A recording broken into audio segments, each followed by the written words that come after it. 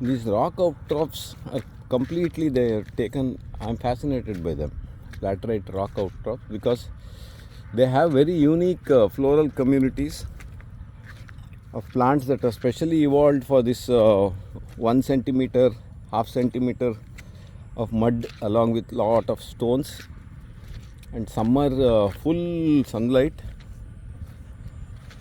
So in this kind of a low nutrient place, some plants specialized and they learn how to live here. ಅಲ್ಲಿ ಹಿಂದ್ಗಡೆ ನೋಡಿದ್ಯಾ?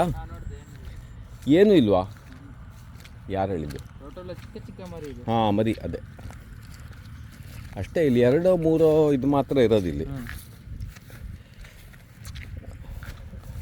ಆದರೆ ತುಂಬ ಚೆಂದ ಇದೆ. ನನಗೆ ಅಷ್ಟು ಖುಷಿ ಆಯಿತು. ಆ ಕಡೆ ಇಲ್ಲೆಲ್ಲ ಒಂದು ಇರಬೇಕಷ್ಟೆ. ಹಾಂ, ಇದು ಮೇಯ್ನು. ಇದಕ್ಕೆ ಮಳೆ ಸಾಕಾಗಲಿಲ್ಲ ಅಲ್ಲ. ಇನ್ನೊಂದು 2 ಮಳೆ ಬಂದರೆ ಸರಿಯಾಗುತ್ತೆ. ಇದೇನು ಮಾಡಿದ್ದಾರೆ? ಪಾರ್ಟಿನಾ? ಮಾತ್ರೆ ಏನು ಎ ಸಿ ಅಲ್ಲ. ಇದರಲ್ಲಿ ನೋಡ್ಕೊ, ಬಾಯಲ್ಲಿ ತೋರಿಸ್ತೀನಿ. ಇದು ಗೈಸಾಸ್ಪಿಸ್ ಕ್ರಿಸ್ಟೇಟ ಅಂತ. ಇದು ರಾಕಿ ಔಟ್ಕ್ರಾಪು, ಒಂದು ಲೆಗ್ಯೂಮ್. ಗೈಸಾಸ್ಪಿಸ್ ಸ್ಪೀಶೀಸು ಸಣ್ಣ ಸಣ್ಣ ಅರಿಶಿನ ಹೂ ಬಿಡುತ್ತೆ. ನೀನು ನೋಡಿದ್ಯಾ? ಹಾಂ, ಅಲ್ಲಿ ಪೇಟೆ ಒಳಗೂ ಇದೆ ಇದೆಲ್ಲ. ಅದೊಂದಿದೆ.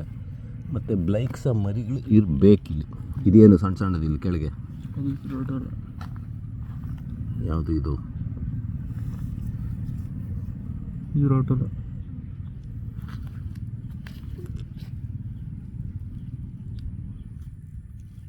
ಯಾವುದು ರೋಟೋಲ?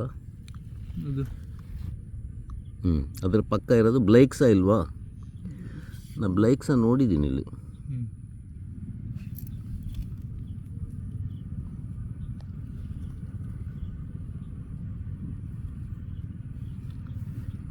ಒಟ್ಟು ಒಂದು 6 ಇಂಚು ನೀರು ನಿಲ್ಲುತ್ತಿಲ್ಲಿ.